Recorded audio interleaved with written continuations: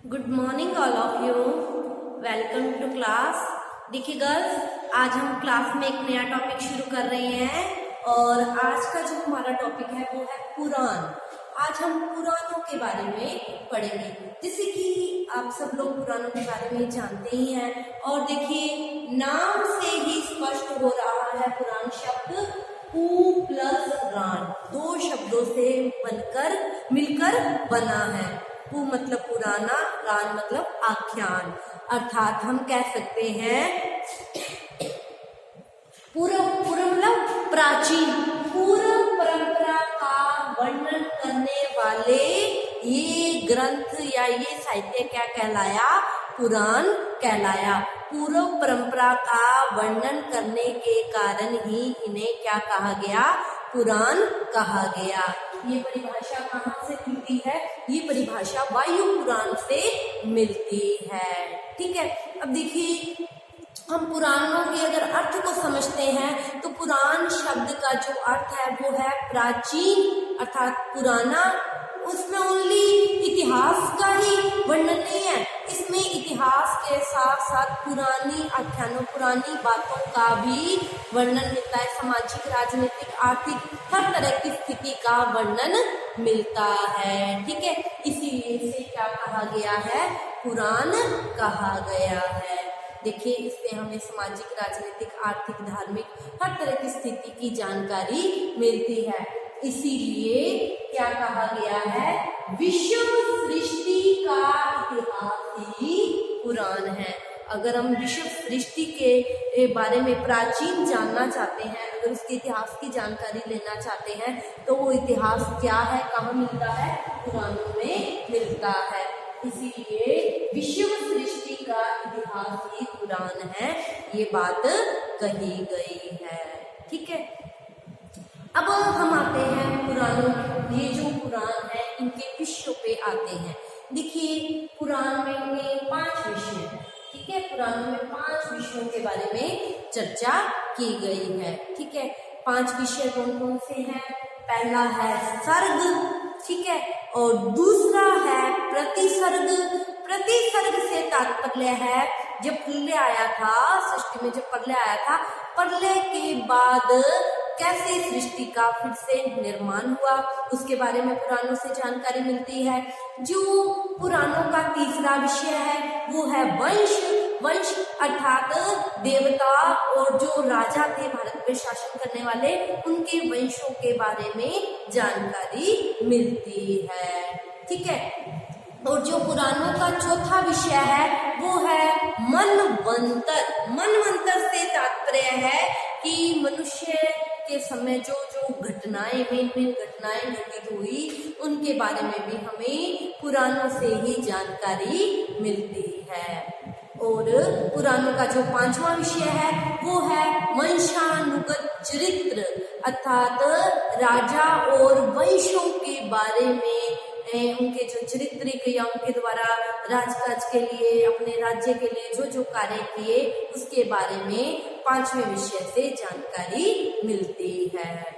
ठीक है, अतः पुराणों से हमें सर्ग मतलब सृष्टि, और फिर जब सृष्टि में प्रलय आई, प्रलय के बाद फिर से कैसे सृष्टि का निर्माण हुआ और यहाँ किन किन राजाओं ने शासन किया और क्या क्या घटनाएं घटित हुई, उनके सबके बारे में पुराणों से जानकारी मिलती है।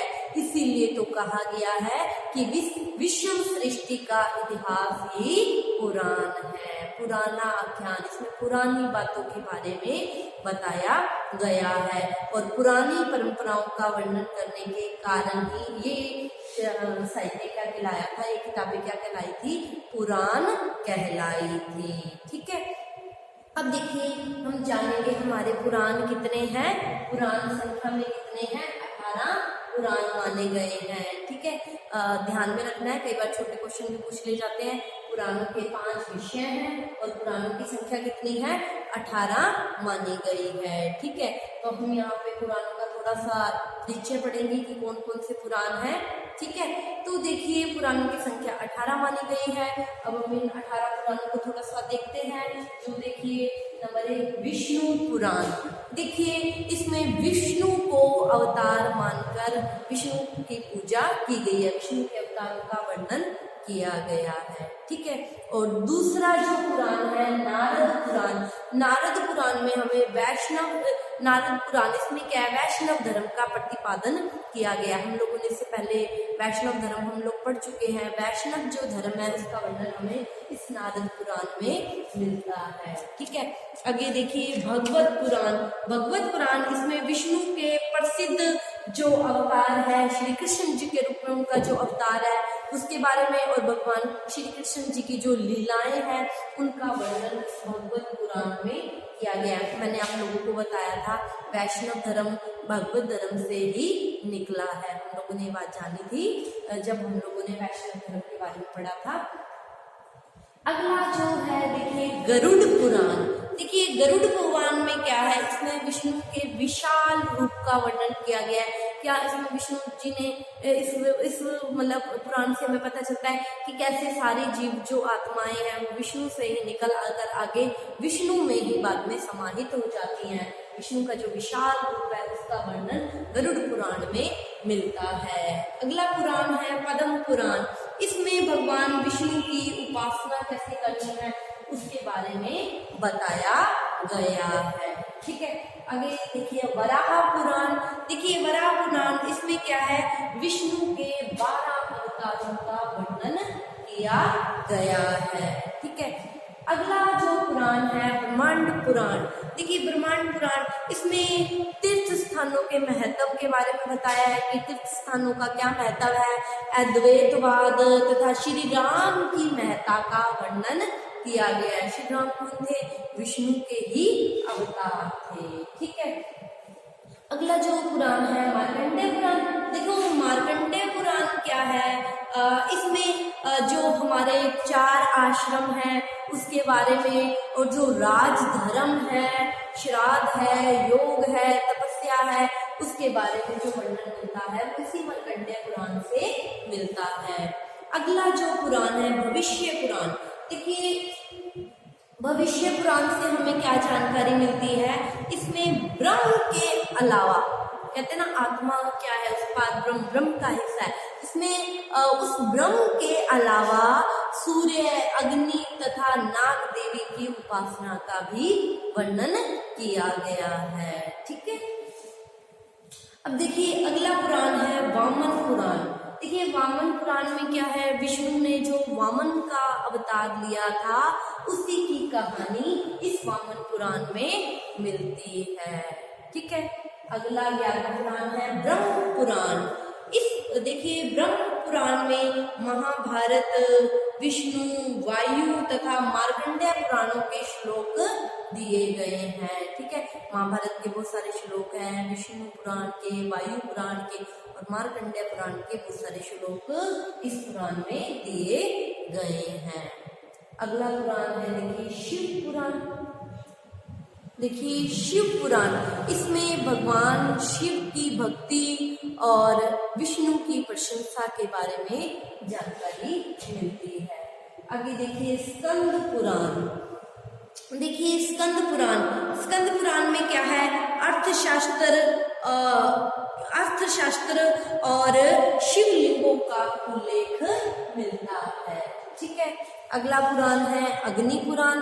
देखिए अग्नि पुराण, इसमें अग्नि पुराण से देखिए बहुत इंपॉर्टेंट जानकारी मिलती है। हमारा जो व्याकरण शास्त्र है, औषधियों का जो ज्ञान है, औषधियों से संबंधित जो भी ज्ञान मिलता है और उन सब के बारे में जो जानकारी है वो हमें अग्नि पुराण से ही मिलती है। इसलिए अग्नि पुराण को भारतीय ज्ञान कोश भी कहा जाता है। अगला पुराण है मत्स्य पुराण। देखिए मत्स्य पुराण में इसमें क्या है, विष्णु के जो मछली से जो अवतार लिया था उसके बारे में बताया गया है, ठीक है। और इसमें शैव और वैष्णव व्रतों, तीर्थों आदि का भी वर्णन मिलता है, ठीक है। अगला पुराण है देखिए लिंग पुराण। इसमें विष्णु के 28 अवतारों के बारे में वर्णन किया गया है। आगे देखिए कर्म पुराण। देखिए कर्म पुराण में क्या है, इसमें ईश्वर को एक माना गया है। और वो कैसे मिल सकता है? अच्छे कर्म करके, अच्छी भक्ति करके। ठीक है, आगे देखिए अगला पुराण ब्रह्म वैवर्त पुराण। देखिए इसमें श्री कृष्ण जी की को ईश्वर मानकर उनकी महिमा का गुणगान किया गया है। ठीक है, तो ये हम लोगों ने पुराणों के बारे में थोड़ा सा जाना।